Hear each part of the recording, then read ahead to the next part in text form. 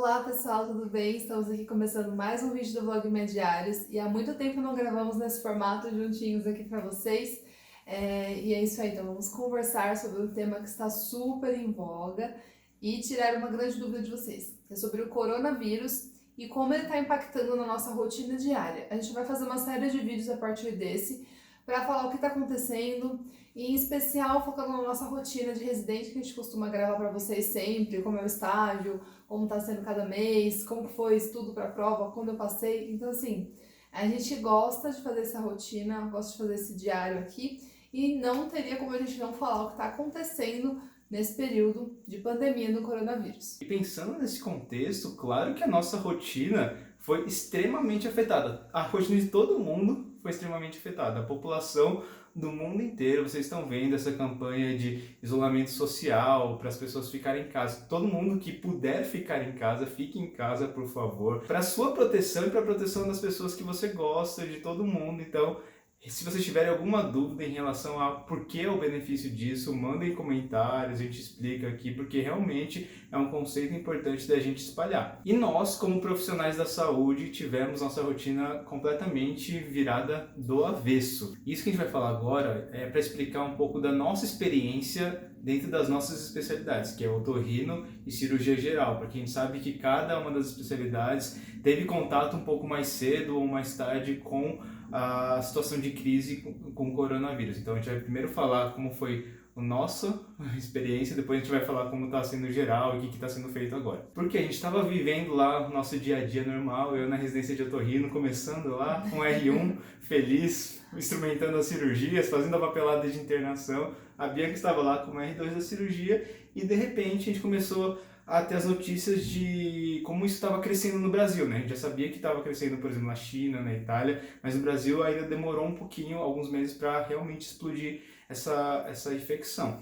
E daí, quando começaram as primeiras notícias, todos os profissionais já começaram a ficar em alerta e o hospital já começou a pensar em planos de contingência, planos de calamidade e o que seria feito quando esse negócio realmente tomasse proporções que estão tomando agora. Então, como o Fábio falou, o hospital estava se preparando já há um tempo, porque a gente estuda medicina, a gente sabia que isso ia chegar aqui no Brasil. Então, já tinham pessoas no hospital fazendo um certo planejamento do que ia acontecer, e tendo em vista as experiências de outros locais e o que eles tinham para nossa realidade. Então, a primeira coisa que começou a ser veiculada foi a campanha de ficar em casa, realmente para o isolamento.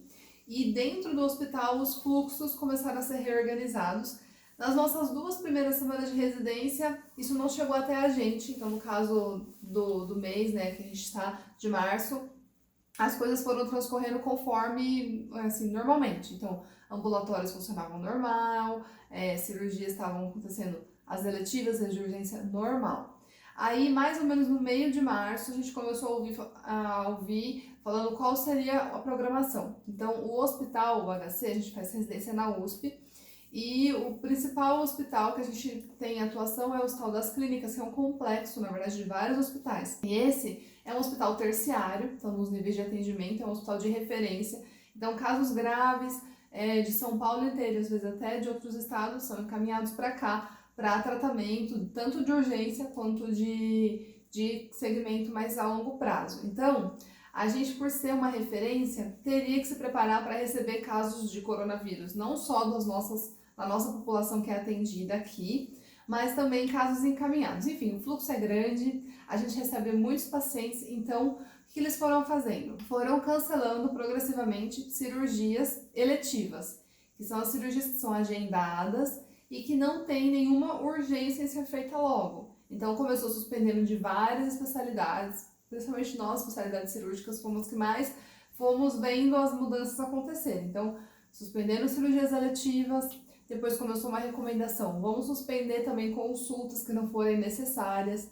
Então, paciente que está fazendo segmento anual, porque já operou há muito tempo, não tem nenhuma comorbidade, já tratou o câncer, por exemplo, agora está só no segmento, a gente vai diminuir o número de trazidas de pessoas para o hospital desnecessárias. Então, basicamente foi isso que foi acontecendo nas últimas 2 semanas de março. Então, cancelar cirurgias que não fossem necessárias e cancelar também consultas. E vocês podem estar se perguntando, por que suspender cirurgia? Dois motivos. Primeiro, não expor a pessoa que está saudável em casa ao ambiente hospitalar, onde circula mais vírus e onde foram chegando já casos suspeitos e casos confirmados de coronavírus, mesmo que poucos. Porque a gente sabe que para espalhar é muito rápido, é muito fácil se não tiver os cuidados mínimos. Então, esse é um dos pontos essenciais. E o segundo ponto também é que a gente não sabe, às vezes a cirurgia pode ter uma complicação, aquele paciente está travando um leito de enfermaria e depois trava um leito de UTI, caso ele complique.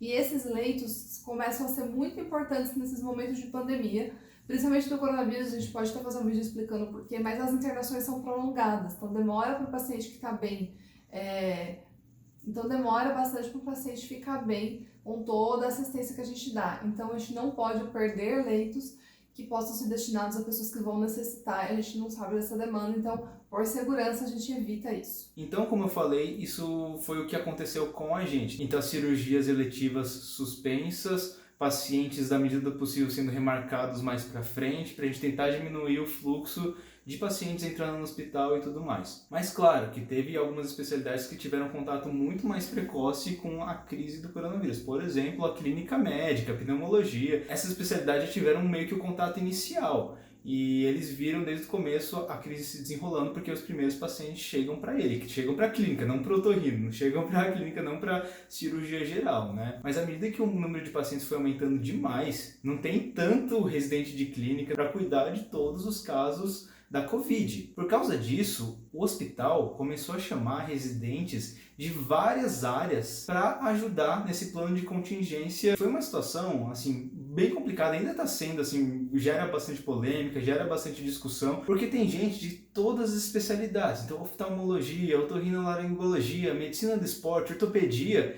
que foi recrutado para ajudar no PS, por exemplo, no pronto-socorro, para atender coronavírus. Por causa disso, causou-se uma estranheza inicial muito grande. Muita gente, mas como assim? O que eu vou ajudar lá? Eu não tenho tanta experiência nisso. Mas, dando-se as circunstâncias de realmente precisar do maior número de pessoas possível para ajudar nessa situação, todo mundo entendeu, todos os programas de residência cederam a maior parte dos residentes para trabalhar nisso daí, nesse plano de contingência. Alguns poucos ficaram ainda nas próprias especialidades, porque assim, ainda podem ter urgências de qualquer outra coisa. O mundo não vai ser só de coronavírus, né? Ainda as pessoas vão bater o carro, pode ser atendido pela cirurgia geral, as pessoas ainda vão infartar, então vai precisar de um atendimento de cardiologista especificamente, e assim por diante. Mas a maior parte dos residentes e dos médicos contratados do hospital estão sendo destinados para o atendimento de Covid. E nesse sentido também teve a questão de desenvolver um instituto inteiro destinado ao coronavírus, atender pacientes com a Covid, que é a doença. E a gente separou lá o Instituto Central, em que vai ter PS, então pronto-socorro, que no caso é quase 100% referenciado, então não é assim, estou com suspeita, vou lá no HC.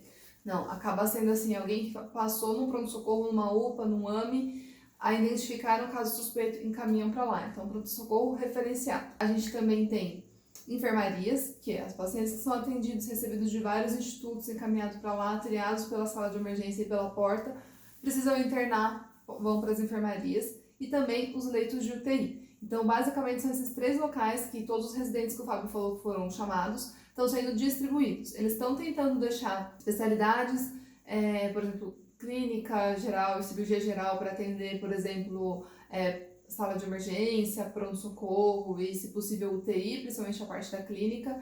E assim, MI também está bastante em UTI. E os outros distribuindo entre pronto-socorro, porta, uma retaguarda e enfermarias. Então, essa é a estrutura que eles montaram para a gente. Então, vocês podem imaginar que esse processo de organização é difícil, porque o hospital, eles chamaram mais ou menos, eles liberaram 900 leitos, chamaram 700 residentes para fazer todo um esquema de atendimento. E assim, tá indo aos poucos, não estão todos já lá trabalhando todos os dias, tá sendo implementada cada enfermaria e recrutado a cada semana mais pessoas para trabalhar, estão sendo feitas escalas ainda, então a gente está realmente, literalmente, no processo de implementação desse atendimento. Nesse momento que a gente grava esse vídeo, é dia 1 de abril, então as coisas estão caminhando. É a primeira semana que está tendo um residente de todas as especialidades atuando lá nessa área. E a gente está recebendo um treinamento, aulas, a gente está tendo reuniões online, a gente está vendo, por exemplo, o CREMESP, que está chamando vários professores para dar aulas, epidemiologia, manejo clínico. Hoje mesmo vai ter uma aula de ventilação mecânica. Então todo mundo está estudando, todo mundo tendo que voltar. Independente da especialidade, vai ter que estudar clínica, vai ter que estudar ventilação, vai ter que estudar peculiaridades do coronavírus. Então é um momento... A gente vai até falar mais pra frente por que foi um pouco ruim pra gente, residente, no começo desse baque, mas agora a gente tá vendo que a gente vai ser útil, vendo que a gente tem que estudar, é aquilo que a gente sempre fala, médico nunca para de estudar, e a prova grande disso é isso. Ninguém antes tinha formação em coronavírus com síndrome respiratória aguda, agora a gente tá tendo isso e tá tendo que estudar e tendo que correr atrás. Sim. Então, essa é a medicina. Então eu e a Bianca fomos alguns dos residentes que já foram recrutados para participar dessa ação do coronavírus. Provavelmente muita gente mais vai ser. A gente já foi. A Bianca vai para o pronto-socorro e sala de emergência, porque ela tem mais mão de procedimento, de emergência, assim, do que um otorrino. Eu vou ficar mais na enfermaria, que teoricamente é um ambiente um pouco mais controlado, né? Então, são pacientes que não estão tão graves quanto uma UTI, não são pacientes que chegaram, assim, que podem estabilizar a qualquer momento, igual no pronto-socorro, né? Mas, claro, são pacientes que precisaram ser internados, então eles não estão totalmente bem para ir para casa, então a gente vai dar esse suporte para eles. E a nossa rotina vai ser dedicada a isso nos próximos meses, até quando a pandemia estiver sendo considerada controlada. Até lá, as nossas atividades de residência normal estão em stand-by. A gente não está exercendo, eu não estou entrando em cirurgia de otorrino, a Bianca não está fazendo as coisas de cirurgia geral, porque a gente está focando nossas atenções a isso e a maioria dos residentes também está na mesma situação. E isso, claro, gera muitas dúvidas e angústias entre a gente. Tipo assim, quando que isso vai acabar? A gente tem um monte de estimativa, mas no mínimo vai ser alguns meses por aí que vão ter que a gente se dedicar exclusivamente a isso. Quando a gente voltar, como que vai acontecer? O ano vai se estender? Vai ser reposto os estágios que a gente perdeu, esse período que a gente perdeu atendendo o coronavírus e deixou de lado as nossas atividades da residência? Como que a gente vai correr atrás do prejuízo? Vão condensar os estágios? Vão atrasar as provas de residência desse ano? Então, muita dúvida ainda está por vir, mas a gente entende que esse é o momento que supera tudo isso, né? Então, a gente tem que mesmo controlar essa pandemia e deixar tudo estável até para depois a gente pensar no que vai fazer, se vai repor, se vai estender alguns meses, enfim, isso vai ficar para depois mesmo, mas claro, a gente é ser humano e fica com essas angústias para saber o que vai acontecer com o nosso futuro. Mas então, essa é a situação atual dos residentes aqui da USP e de muitos locais que também está se replicando esse modelo de chamar residentes para atender coronavírus. Então, como a gente falou, é 1º de abril e estamos começando esse processo. Nós ainda vamos, por exemplo, eu vou dar meu primeiro plantão amanhã à noite, então ainda está acontecendo. A gente vai gravar novos vídeos ao longo para explicar realmente a evolução, como foram nossas experiências. Então, fiquem de olho aqui no canal para a gente poder...